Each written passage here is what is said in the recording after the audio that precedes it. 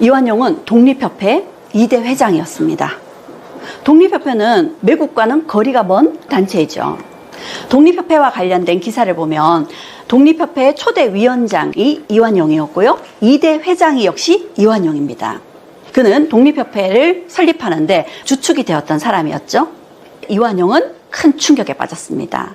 자신이 중요하게 생각했던 미국과의 외교가 제대로 성사되지 못했죠. 어떻게 보면 미국으로부터 버림받았다라는 생각이 들 것이고요. 이완용이 가지고 있던 땅, 비유를 하자면 여의도의 7배가 넘는다고 합니다. 국가가 환수한 이완용의 땅은 0.05%에 불과합니다.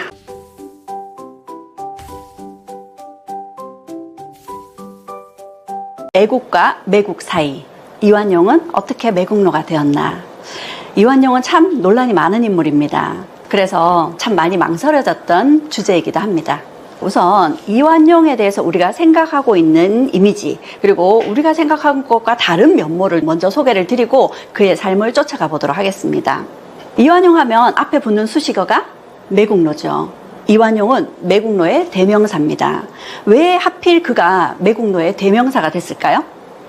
그는 1905년 을사늑약을 체결할 때 동의했던 을사오족 중에 한 사람입니다. 지금 나오는 인물들마다 이완용이 어디에 속해 있는지를 한번 보시면 좋겠습니다. 1907년에 체결되었던 정미조약에 동의했던 정미칠적입니다. 여기에도 이완용의 이름이 있죠. 1910년 경술국치라고 하죠. 일본에 의해서 강제로 병합조약이 체결되었을 때 동의했던 8명의 경술국적입니다. 여기에도 이완용의 이름이 있습니다. 이렇게 을사오적, 정미칠적, 경술국적까지 이 세 사건에 모두 동의했던 이가 이완용뿐입니다. 그러니 우리가 이완용을 매국노의 대명사라고 부르는 거겠죠. 이완용에 대해서는 또 다른 면모도 있습니다. 이완용은 독립협회 2대 회장이었습니다. 독립협회는 매국과는 거리가 먼 단체이죠. 독립협회와 관련된 기사를 보면 독립협회의 초대 위원장이 이완용이었고요. 2대 회장이 역시 이완용입니다. 그는 독립협회를 설립하는데 주축이 되었던 사람이었죠. 이건 뭔가요? 독립협회에서 만든 독립문입니다. 우리나라의 독립의식 그리고 계몽을 불러일으키기 위해서 만든 독립문인데요. 이 독립문에는 이렇게 독립문이라는 글자가 앞뒤로 새겨져 있어요. 그런데 이 글자가 이완용이 쓴 글자다라는 얘기가 있습니다. 물론 다른 의견도 있습니다. 독립운동가 중에 김가진 선생님이라고 있거든요. 그 김가진 선생님의 글씨다라는 주장도 있습니다. 그런데 이완용의 글씨다라는 걸 뒷받침해 줄 수 있는 기사가 있습니다. 1924년에 동아일보에서 나온 기사인데요. 독립문이라는 세 글자는 이완용이 쓴 것이다 라고 기록을 하고 있습니다. 지금으로 비유를 하자면 교육부 장관인데요. 학부 대신 이완용 씨는 평일에는 애국애민하는 마음만 가지고 백성을 구안하며 나라 권리를 외국에 뺏기지 않도록 하려고 애를 쓰다가 미워하는 사람을 많이 장만하였다. 독립신문에서 이처럼 이완용을 극찬을 하고 있습니다. 이러한 부분은 우리가 이완용에 대해서 잘 몰랐던 면모이죠. 이완용에 대한 또 다른 면모도 살펴보겠습니다. 이번에는 이완용의 개인적인 능력, 정치와 무관한 부분들을 좀 살펴보겠는데요. 그는 조선에 손꼽히는 명필가 중 한 사람이었습니다. 그러니 독립문의 글자를 썼을 거라고 추측을 하는 거겠죠. 그의 글씨를 한번 볼까요? 너무 멋지죠. 그는 학문도 높았지만 이렇게 글씨도 굉장히 잘 썼습니다. 그런 명필가의 면모를 가지고 있고요. 이완용에 대해서 역시 독립신문에서 쓴 기사인데요. 이완용은 침착하고 의지가 굳으며 심사숙고하며 일단 결심한 일을 과단성 있게 밀고 나가는 추진력과 실행력을 갖추고 있다. 그의 인간적인 면모도 아주 훌륭하다고 소개를 하고 있습니다. 이완용 평전에는 이렇게 이완용을 소개하고 있습니다. 평소 이완용은 내성적인 성격의 글 읽기와 시문 쓰기를 즐겼으며 술도 즐기지 않고 여자도 밝히지 않았다. 청년 시절 그는 유교의 근본인 충효 사상에 입각한 조선 선비의 풍모를 지니고 있었다. 인격적으로도 훌륭하고 점잖은 사람이었다. 이렇게 소개를 하고 있습니다. 매국노의 대명사라고만 알고 있었던 이완용에게 이렇게 다른 면모가 있었네요. 그러면 우리가 알고 있는 이완용은 실제 이완용의 아주 일부분이라는 걸 생각해 볼 수 있을 겁니다. 이완용은 어떻게 매국노가 되었는지 그의 삶을 좀 더 자세히 살펴보겠습니다. 첫 번째, 지식인으로 성장한 이완용입니다. 이완용은 이호석이라는 몰락한 양반집 아들로 태어났습니다. 늦둥이로 태어났어요. 그런데 굉장히 똑똑했다고 합니다. 신동이라고 주변에 소문이 났어요. 그러다 보니까 이완용이 10살 되던 해에 먼 친척이었던 이호준이라는 집안에서 이완용을 입양하게 됩니다.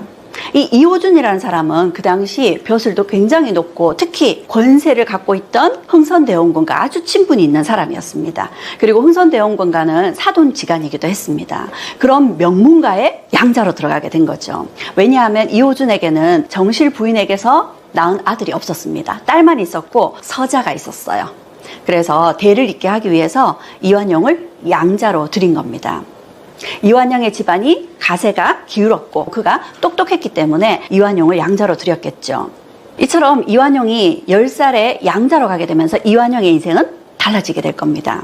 몰락한 집안에서 권세가의 집안으로 들어가게 됐으니까 앞으로는 탄탄대로 출세길이 보장된 거겠죠. 그렇다 보면 개인적으로도 출세하겠다는 혹은 권세를 쥐어보겠다는 그런 욕심이 자연스럽게 생길 것 같습니다. 그런데 양자로 들어가다 보니까 아무래도 그 집안에서 당당하진 못하겠죠. 눈치를 많이 봐야 됐을 겁니다.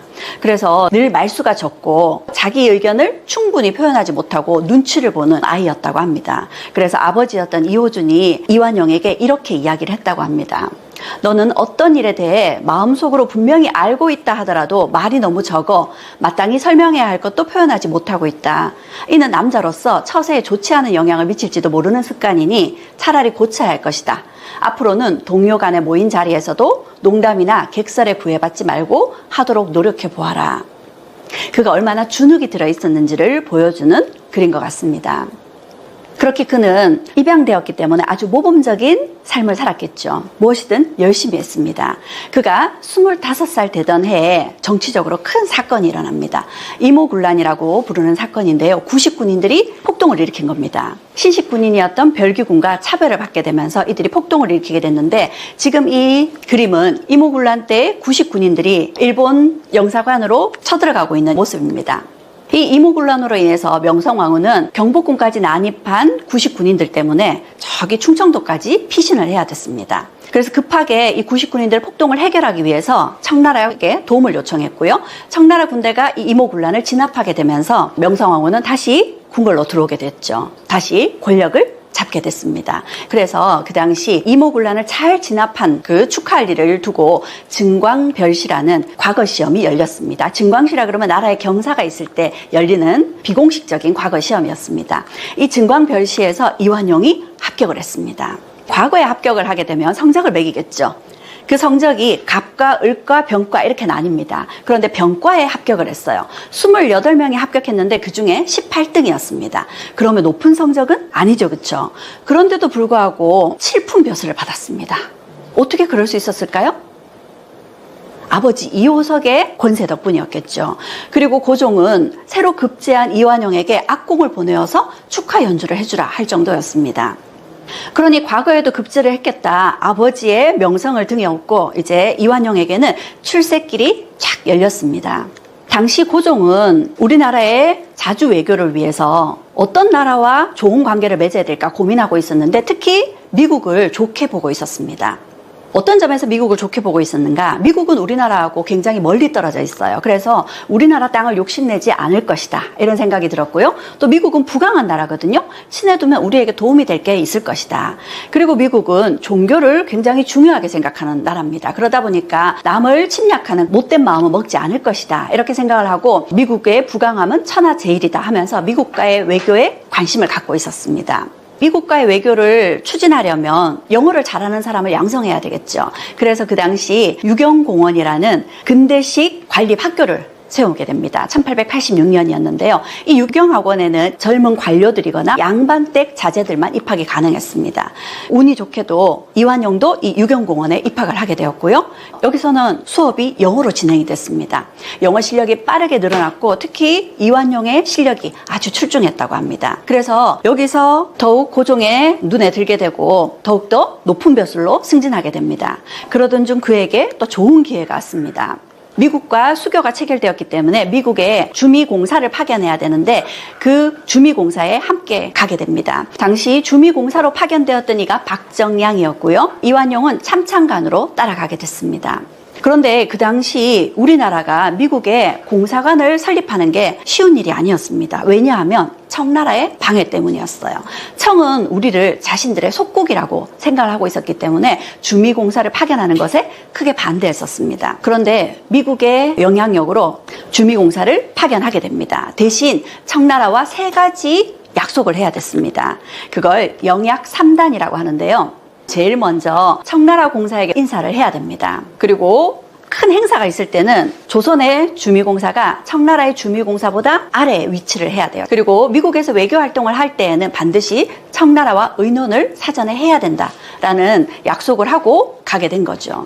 그런데 여기에 있는 주미공사 박정양이 미국에 가서 아주 자주적인 외교를 펼친 겁니다. 청나라에게 알리지도 않은 채 미국 대통령, 그 당시 클리블랜드 대통령을 만나고 자주적인 외교를 펼쳐나갔던 거죠. 청나라는 그걸 꼬투리 삼아서 박정양 주미공사를 소환하게 됩니다. 그래서 11개월 만에 박정양은 다시 조선으로 돌아와야 됐습니다. 그러면 미국에서의 외교활동은 이완용이 대신하게 되겠죠. 그렇게 2년 가까이 이완용이 박정양을 대신해서 주미공사로 외교활동을 펼치게 되고요.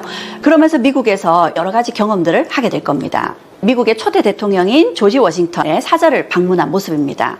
그렇게 미국 전역을 돌아다니면서 미국의 주요 인사들과 만남을 갖고 미국이란 나라에 대해서 조금씩 알아가기 시작하는 거죠.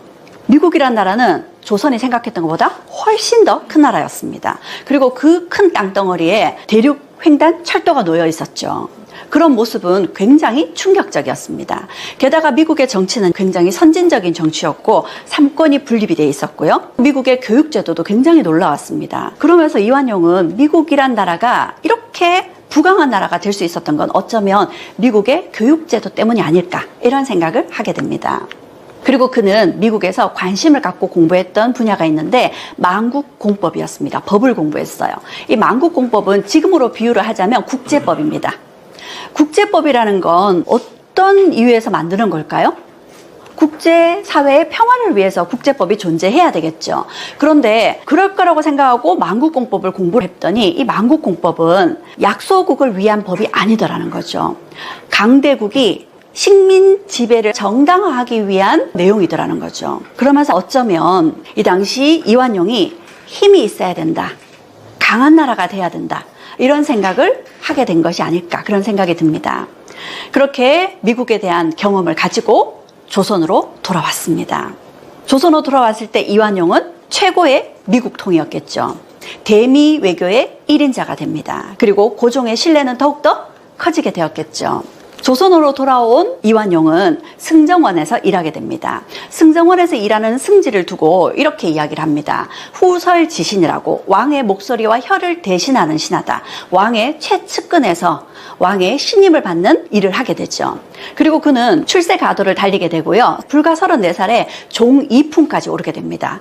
지금으로 비유를 하자면 차관급까지 승진을 하게 된 거죠. 30대 중반에요. 그리고 그가 38살 되던 해에는 학부 대신, 그러니까 교육부 장관이 되었습니다. 교육부 장관이 되었으니 미국에서 경험한 걸 토대로 교육개혁을 하게 되겠죠. 그 당시 성균관에 지금과 같은 과학, 수학 이런 과목을 가르치는 커리큘럼을 만듭니다. 그뿐만 아니라 그는 소학교령이라는 걸 발표를 합니다. 소학교는 지금으로 비유를 하자면 초등학교라고 생각해 보면 되겠는데요. 초등학교를 의무교육으로 만든 겁니다. 그래서 그 당시 가장 먼저 설립되었던 초등학교가 지금의 관립교동소학교입니다. 그렇게 그는 조선의 교육개혁을 단행하면서 출세가도를 달리고 있었고요. 그러던 중 지금의 경궁, 우리가 덕수궁이라고 알고 있는 그 뒤편을 정동이라고 하는데요. 그 정동 주변에는 외국 대사관들이 많습니다. 그러다 보니까 이 지역에는 외국인들이 많겠죠. 외국인 선교사, 외국인 대사관에 있는 사람들과 교류를 하기 시작합니다. 이완용은 친미파였고요. 이곳에는 친러파들도 있고 이렇게 많은 외국인들과 교류를 하게 되면서 사교 모임이기도 하지만 정치적인 성격도 가지게 됩니다. 그러던 중 이 시기에 큰 사건이 있었는데요. 청일전쟁이었습니다. 1894년에서 95년까지 치러진 전쟁이었는데 일본이 승리했습니다. 승리한 일본은 청나라와 시모노세키 조약을 체결했어요. 청나라는 일본에게 막대한 배상금을 지불해야 됐었고 대만 땅과 요동 땅을 일본에게 할양해야 됐습니다. 그런데 이 요동을 노리던 나라가 따로 있었습니다. 누구였을까요? 러시아였습니다. 러시아는 자신들이 주의 깊게 보고 있던 요동을 일본이 채워가자 프랑스와 독일을 움직입니다. 그래서 세 나라가 일본에게 압력을 가해서 이 요동 땅을 다시 청나라에게 돌려주게 한 거죠. 일본은 요동을 다시 내어놔야 됐습니다. 이 사건을 우리는 삼국 간섭이라고 합니다. 청일전쟁에서 일본이 승리했으니 이제 조선에 대한 일본의 내정 간섭이 심해지게 되겠죠. 그러면 우리 입장에서는 일본을 견제할 수 있는 나라가 러시아겠죠. 러시아와 적극적인 외교를 추진합니다. 누가요? 고종과 명성황후가요. 이 때문에 명성황후는 일본에 의해서 시해됩니다. 이 사건을 을미사변이라고 하죠. 이 사건은 우리에게 굉장히 충격적이었습니다. 이완용에게도 충격이었습니다. 그렇지 않아도 일본을 그다지 좋게 보고 있지 않았는데 일본에 대한 반일 감정이 더욱더 커지게 되었죠. 을미사변이 있고 난 이후 함께 경복궁에 머물고 있던 고종 역시도 위험에 놓였습니다. 일본군은 경복궁을 에워싸고 고종을 위협했습니다. 그 당시 고종의 신변 위협이 얼마나 컸는지 고종은 외국인들이 가져다주는 통조림으로만 식사를 할 정도였다고 합니다. 그러자 이 정동 지역에 있는 각국 대사관에 있는 외국인들과 고종과 친분이 있는 선교사들은 고종을 경복궁에서 탈출시키기로 합니다.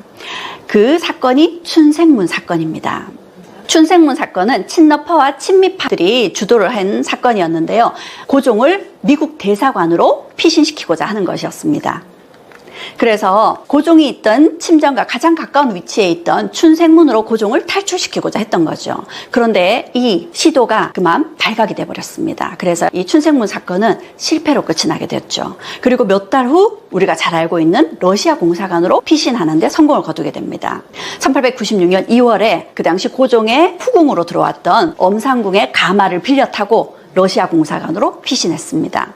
이 러시아 공사관으로 피신을 주도한 인물 중에 한 사람이 역시 이완용이었습니다. 고종이 러시아 공사관에 어렵게 도착했을 때 그를 맞았던 이가 이완용이었죠.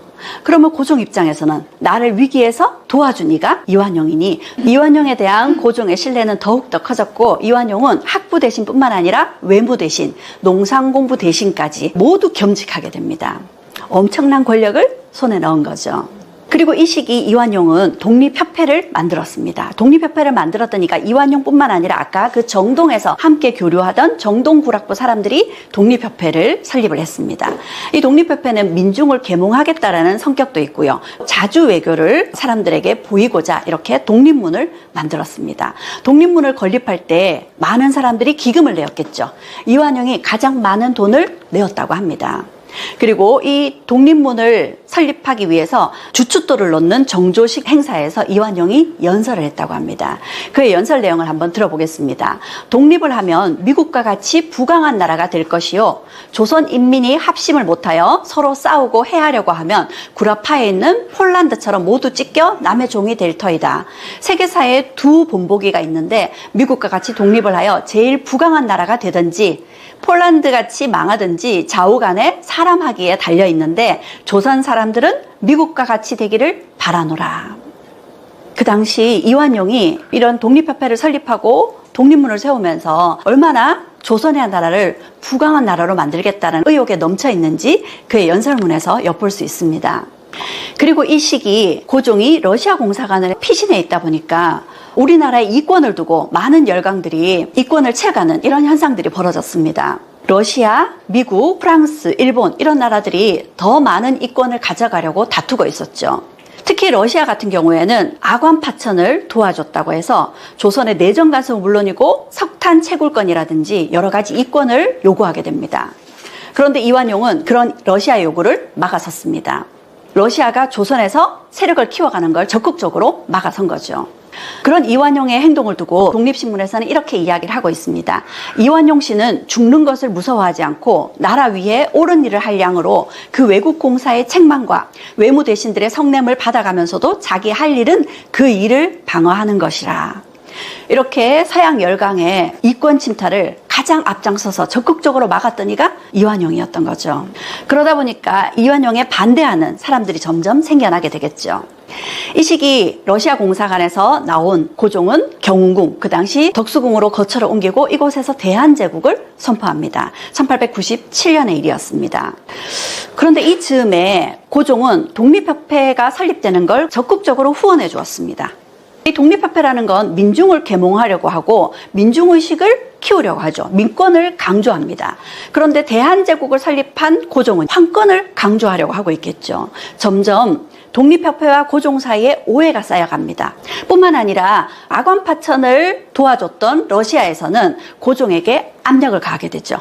러시아의 세력이 커지는 것을 적극적으로 막고 있던 이완용을 멀리 보내라고 압력을 가하게 됩니다. 결국 이완용은 저 멀리 좌천되게 됩니다.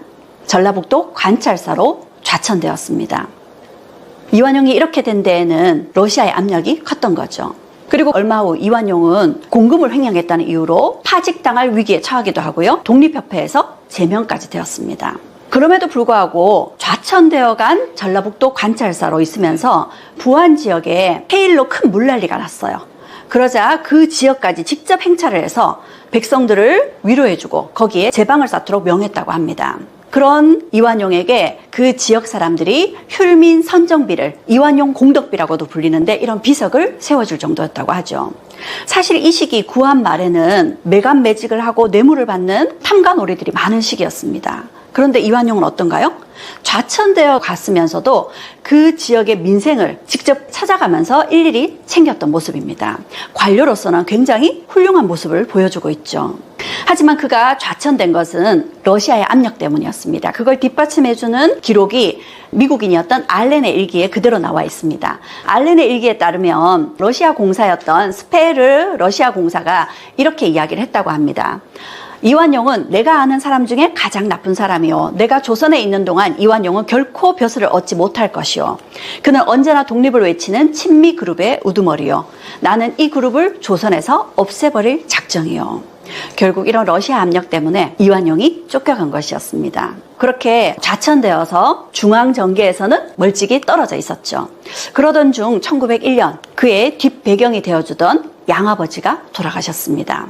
효심이 아주 극진했던 이완용은 아버지의 3년상을 치르게 됩니다. 그러면서 중앙정계 진출이 더욱 늦어지게 된 거죠.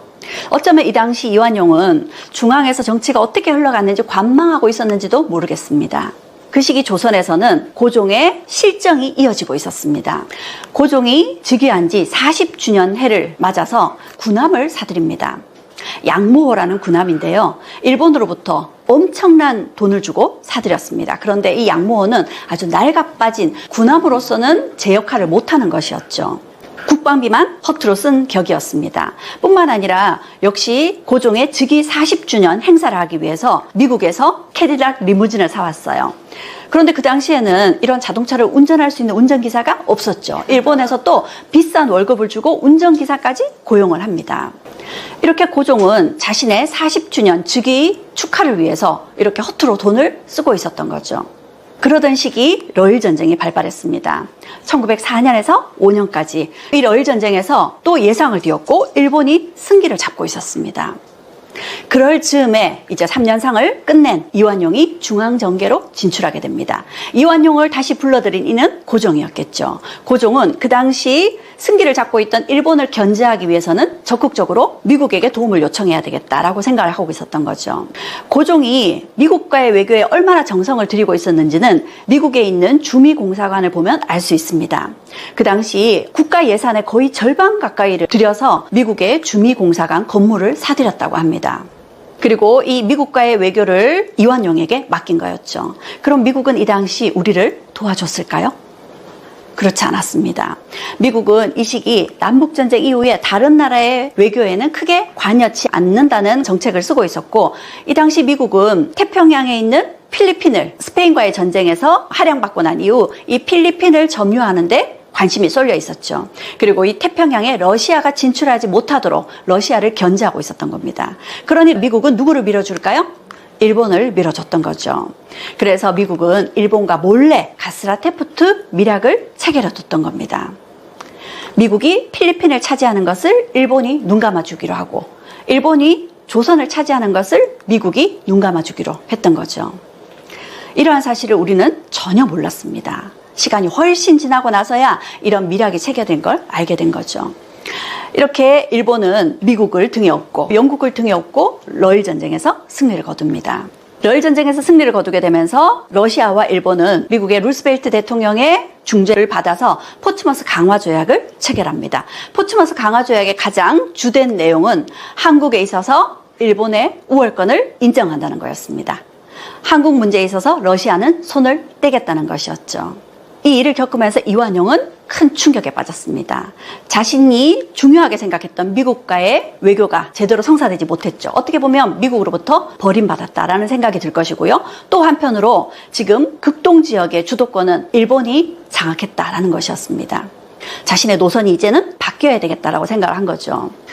이완용은 일본은 한국 문제 때문에 2번이나 큰 전쟁을 치러 이제는 러시아까지 격파했으니 한국에 대해 무엇인들 못하겠는가. 그런데도 일본 천황과 정부가 타협적으로 일을 처리하려고 하니 우리 정부도 일본의 요구에 응하는 것이 마땅하다. 이렇게 생각을 했다고 합니다. 그러면서 그때부터 이완용은 친미파에서 친일파로 갈아타게 되겠죠. 이제부터는 이완용의 친일 행적들이 이어지게 될 겁니다. 1905년 이토 히로부미는 고종을 협박했습니다. 동양 평화를 영구히 유지하기 위해서는 항상 화근이 되는 한국의 대외관계를 일본이 맡는 것이 불가피하다.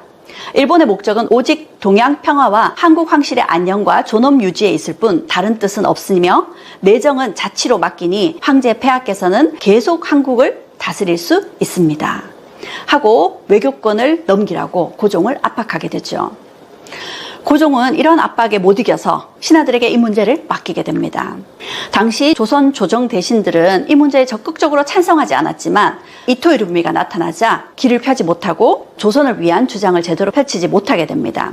다들 머뭇머뭇하고 있던 차에 이완용이 이렇게 이야기를 합니다. 국력이 약한 우리가 일본의 요구를 거절할 수 없을진데 더 이상 감정이 충돌하기 전에 일본의 제의를 수렴하는 것이 좋다고 생각합니다. 이완용이 이렇게 이야기를 하자 주변에 있는 대신들도 이완용의 말에 동조하게 되죠.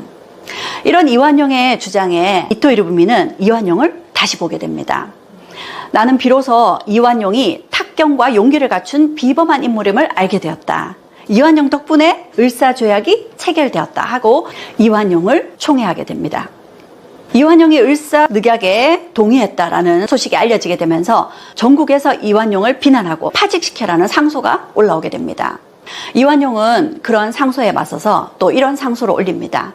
시국에는 어찌할 수 없는 경우가 있사옵니다. 종묘사직을 지키기 위해 일시적으로 외교권을 일본에 맡긴 것뿐입니다. 외교권은 나라의 힘을 키워 도로 되찾아오면 되는 것이옵니다. 이렇게 자신의 행동을 정당화시켰습니다. 하지만 외교권을 빼앗기고 난 이후 고종은 가만히 있을 수 없었죠. 1907년 네덜란드 헤이그에 만국평화회의가 열린다는 소식을 듣고 거기에 헤이그 특사를 파견했습니다. 하지만 이들은 만국평화회의장에 들어갈 수 없었죠. 그리고 이러한 사실이 알려지게 되면서 고종은 일본에 의해서 강제 퇴위를 당해야 됐습니다. 고종이 강제 퇴위를 당하고 순종이 즉위하고 얼마 후 일본은 다시 우리에게 정미조약을 강요합니다. 정미조약은 한국 정부가 시정 개선에 관하여 통감의 지도를 받을 것이다. 행정과 관련된 모든 문제에 일본 통감의 간섭을 받도록 정미조약이 체결되었습니다. 이 정미조약 체결을 이끈 이도 이완용이었죠. 그리고 일본은 급기야 우리 군대를 해산시켰습니다. 일본의 군대 해산에 맞서서 그 당시 대대장이었던 박승환은 자결로서 일본에 항거합니다. 박승환의 자결에 많은 군인들이 또 일본에 맞서 싸우게 됐죠. 살아남은 군인들은 그 당시 전국에 흩어져 있던 의병들과 합세하게 됩니다. 그래서 이때 의병을 정미의병이라고 하죠. 의병이라는 사람들은 제대로 된 훈련도 받지 않은 채 스스로 일어난 사람들입니다. 그런데 군인들이 합세하게 되면서 정미의병은 그 힘이 더욱더 강력해지게 된 거죠. 거세게 의병이 일어섰습니다. 전국적인 의병들이 합세해서 서울로 진격해 가자고 합니다. 그러니 이완용은 애가 탑니다. 이완용은 이 문제를 해결하기 위해서 일본의 하세가와 일본군 사령관에게 일본 군대를 동원해서 의병을 토벌해 줄 것을 계속 요청했습니다. 결국 서울 진공작전을 펼쳤던 정미의병은 성공을 거두지 못하고 실패했습니다. 그 정미의병을 이끌었던 허위에게 큰 벌을 줘야 된다고 이완용이 상소를 올렸습니다. 허위는 자진하여 귀족의 괴수가 되었는데 700여 명의 무리들을 이끌고 우매한 백성들을 선동하여 나라의 채무를 더럽히고 욕되게 하였으니 이런 무례한 무리들은 절대로 용서할 수 없사옵니다. 결국 의병장이었던 허위 선생은 서대문 형무소에서 처음으로 사형을 당한 사람이 되었습니다. 그리고 이완용은 1909년 독단적으로 대한제국의 사법권마저 일본에게 넘겼습니다. 이를 기유각사라고 합니다. 그리고 그 다음 해 1910년 우리는 국권을 완전히 빼앗기게 됐죠. 이 모든 일에 이완용이 주도를 했던 거죠. 이완용은 이후 더더욱 친일의 성향을 드러냅니다. 경성에 별궁을 건립하여 봄, 여름 좋을 때에 천황폐하께서 침입하시게 되면 천황의 적자로서 똑같이 본다고 하는 것을 조선 신민이 깨달아 감격할 것입니다. 그렇게 한 연후에야 조선 통치의 효과를 빠르게 거둘 수 있으실 겁니다. 하고 우리나라에 일본 천황의 별궁을 만들자고 합니다. 그러면서 창덕궁에 있는 순종에게 덕수궁으로 옮겨가면 어떻겠습니까? 이렇게 제안을 했다고 합니다. 왜 창덕궁에 있는 순종을 덕수궁으로 옮기라고 했을까요? 그 창덕궁을 어쩌면 천황의 별궁으로 만들고자 한 것이 아닐까요? 이처럼 일본에게 충성을 바치고 있는 이완용의 모습입니다. 이완용은 초대 통감으로 왔던 이토 히로부미가 1909년 다시 일본으로 돌아갈 때 그를 위해서 이런 시를 지었다고 합니다. 일본과 조선이 한 집을 이루니 천하가 봄이로다. 이러니 이토 히로부미가 어찌 이완용을 이뻐하지 않을 수 있었을까요? 이 시가 나중에 비석으로 새겨지게 됩니다. 그런데 이 비석이 세워진 곳이 고종이 승하하신 덕수궁 함령정 뒷뜰이었다고 하죠. 1909년 이토 히로부미가 안중근에 의해서 죽임을 당했습니다. 안중근의 의거에 이완용은 불같이 화를 냈다고 합니다. 그리고 직접 이토 히로부미의 시신을 수습하기 위해서 하얼빈으로 달려갔는데요. 그러면서 늘 이완용은 이토 히로부미에 대해서 이렇게 이야기를 했다 합니다. 이토공은 나의 스승이다. 이런 이완용을 가만두고 볼 수 없었습니다. 이완용을 암살하겠다고 이재명 의사가 의거를 일으켰습니다. 당시 이완용이 지금의 명동 성당이던 그 성당에서 미사를 보고 나오고 있을 때 군밤 잠수로 위장하고 있던 이재명이 이완용에게 칼을 휘둘렀습니다. 이완용이 3곳이 깊게 찔렸고 특히 폐를 관통했다고 합니다. 이완용은 치명상을 입고 쓰러졌습니다. 그리고 현장에서 이재명은 체포되었어요. 체포된 이재명은 재판을 받게 됐겠죠. 그 재판장에서 재판장이 피고의 일에 찬성한 사람은 몇이나 되는가? 라고 물었더니 2천만 민족이다. 야만 외종들은 퇴청시켜라. 그리고 창밖에 나열한 한국인들을 입장시켜라. 그렇지 않으면 너의 신문에 대답하지 않겠다. 그리고 결국 사형 선고를 받았습니다. 사형 선고를 받고 난 이후 이재명은 외법이 불공평하여 나의 생명을 빼앗을 수는 있지만 나의 충혼은 빼앗지 못할 것이다. 당당하게 이렇게 이야기를 했다고 하고요. 사형 집행이 이루어지기 직전 나는 죽어 수십만의 이재명으로 환생하여 기어이 일본을 망하게 하고 말겠다. 이런 비장한 모습을 보였던 이재명. 그가 순국할 때 나이가 불과 24살이었습니다. 그런데 이 이재명의 의거가 있기 전 아주 놀라운 일이 있었습니다. 이재명이 원래는 이토 히로부미를 암살하고자 했어요. 그래서 이토 히로부미를 죽이기 위해서 총을 준비해 뒀답니다. 그리고 이 의거를 하기 전 부인에게 그걸 의논했다고 해요. 그런데 부인이 이재명의 의거를 막아섰다고 합니다. 그러자 이재명이 장부가 하는 일에 아녀자가 나선다고 부부싸움을 했대요. 부부싸움을 하던 중에 그만 총기 오발 사고가 난 겁니다. 이러한 사실들이 알려지게 되었죠. 소문에는 부부싸움 하다가 이재명이 총을 쐈단다. 이렇게 소문이 난 거예요. 그 소문을 들었던 이가 김구 선생이셨습니다. 김구 선생님의 백범일지에 이런 내용이 있습니다. 황해도 재령군에 있었을 때 이재명이란 자가 총을 쏘며 난리를 피우면서 아내를 죽이려 했다는 소문을 들었다. 그래서 그 사고를 막기 위해서 직접 가서 총을 빼앗았는데 후에 그 총이 이완용을 척살하기 위한 무기였음을 알고 총을 빼앗은 것을 크게 후회했다. 총을 빼앗지 않았으면 이완용은 그 자리에서 죽었을 겁니다. 그런데 치명상을 입은 이완용이 그 당시에 우리나라에 들어와 있던 일본인 외과 의사에게 큰 수술을 받고 결국 살아나 버렸거든요. 하지만 그 치명상 때문에 평생을 힘들게 살다가 1926년에 그 상처 때문에 죽게 됩니다. 1919년 3.1 만세운동이 일어났습니다. 이 만세운동이 쉽사리 가라앉지 않았습니다. 전국으로 확대되었고 근 1년간 계속 이어졌습니다. 이 만세운동을 진압하기 위해서 이완용은 그 당시 조선 사람들에게 이렇게 이야기를 했습니다. 조선 독립이라는 선동이 허설이며 망동이라는 것을 알지 못하고 남을 따라 행동하면 다치거나 죽음이 앞에 있을 것이니 동포들이여 내 말을 잘 듣고 후회하지 말라. 이렇게 자제를 시키려 했습니다. 그런데 쉽게 자제되지 않았죠. 그러자 일본에게 이 3.1 만세운동을 진압하기 위해서는 이렇게 하라고 제안을 합니다. 수습 방책은 내선인 동화에 있습니다. 우견을 말씀드리면 동화 사업은 관의 힘만으로는 도저히 진행시키기 힘듭니다. 백성들이 서로 접촉하면서 가능한 일이라 먼저 조선인들에게 국어를 보급하는 데 힘써야 합니다. 여기서 얘기하는 국어는 일본어를 보급하라는 거였습니다. 이렇듯 3.1 만세운동도 진압하기 위해서 일본에 적극적으로 협조를 했고요. 경술국치, 한일병합조약을 이끌면서 일본으로부터 백작 자귀를 받았습니다. 그리고 이 3.1 만세운동을 진압하는 데 공을 인정받아서 후작 자귀도 받게 됐죠. 3.1 만세운동의 민족 대표 33인들이 독립선언을 가장 먼저 했던 곳이 태화관이었죠. 그런데 놀랍게도 태화관은 이완용의 별장이었습니다. 이완용이 1907년 을사늑약에 이어서 정미조약까지 체결하게 되면서 이런 이완용의 매국 행위에 그 당시 조선인들이 화가 나서 폭동을 일으켰고 이완용 집에 불을 질렀습니다. 집이 불타버렸죠. 그래서 일본에서는 이완용에게 거처를 내어줬어요. 이완용에게 내어준 거처가 헌종의 후궁을 모시는 사당이었어요. 그곳을 이완용은 별장으로 쓰고 있었던 겁니다. 그런데 이 별장에서 마른 하늘에 이곳만 소나기가 쏟아지는가 하면 벼락이 떨어지기도 했어요. 그리고 가만히 있던 항아리가 6개나 깨지는 이런 일들이 생겼습니다. 지은 죄가 많아서일까요? 불길하죠. 그래서 거처를 옮기고 이곳을 팔았다고 합니다. 우리가 잘 아는 명월관에 팔았고 이곳이 명월관의 분관이었던 태화관이었던 거죠. 그런데 놀랍게도 이곳에서 3.1 만세운동이 시작된 것이었죠. 이렇게 매국에 앞장서던 이완용, 그는 한평생 부귀영화를 누렸을지 모르겠지만 역사에서 그의 이름은 부끄러운 이름으로 남겨졌습니다.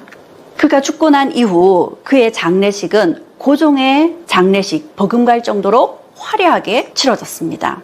하지만 동아일보에는 그도 같다. 팔지 못할 것을 팔아서 누리지 못할 것을 누린 자, 이제부터는 천벌을 영원히 받아야지. 그 당시 이완용을 바라보는 민심이 이러했습니다. 그는 명당 자리에 누워졌겠죠. 그의 묘소를 쓴 곳은 전라도 익산 지역입니다. 서울 경기도에도 땅이 많았고 전라도에도 땅이 많았다고 합니다. 명당 자리를 골라서 익산까지 와서 무덤을 만들었는지 아니면 사람들의 눈에 띄지 않으려고 이곳에 무덤을 만들었는지 모르겠지만 이완용의 무덤은 이후 많은 순환을 겪게 됩니다. 사람들이 침을 뱉거나 묘소를 파헤치거나 이런 문제가 계속 발생했던 거죠. 그렇게 순환을 당하던 끝에 결국 무덤을 파묘해서 시신을 화장하고 그냥 뿌렸다고 합니다. 일본이 작성한 조선 공로자 명감이라고 있습니다.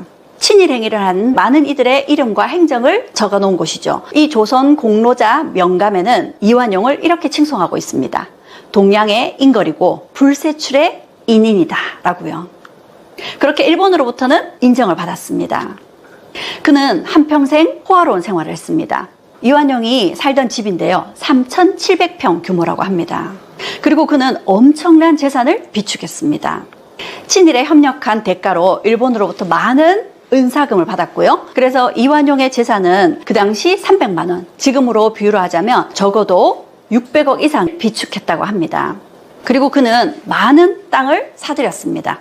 서울, 경기, 전라도에 많은 땅을 사들였는데 그 땅들을 모두 처분해서 후손들에게 현금으로 상속했다고 합니다. 이완용이 가지고 있던 땅, 비유를 하자면 여의도의 7배가 넘는다고 합니다. 이완용의 재산은 국가에 환수되지 못하고 그 후손들이 고스란히 챙겼습니다. 심지어는 1997년에 그의 또 다른 증손자가 조상 땅을 되찾겠다고 소송을 해서 약 30억 원의 땅을 환수받았다고 합니다. 그리고 많은 비난을 의식했는지 그 땅을 곧 처분해서 캐나다로 떠났다고 하죠. 뒤늦게 2005년에 친일 반민족 행위를 한 사람들의 친일 대가로 취득한 재산을 국가가 환수하는 특별법이 만들어졌습니다. 그래서 국가가 환수한 이완용의 땅은 0.05%에 불과합니다. 지금까지 이완용에 대해서 이야기를 나눠봤습니다. 처음부터 이완용은 매국한 것이 아니었습니다. 처음에는 누구보다 조선을 위해서 애국하려는 삶을 살았던 이가 이완용이었습니다.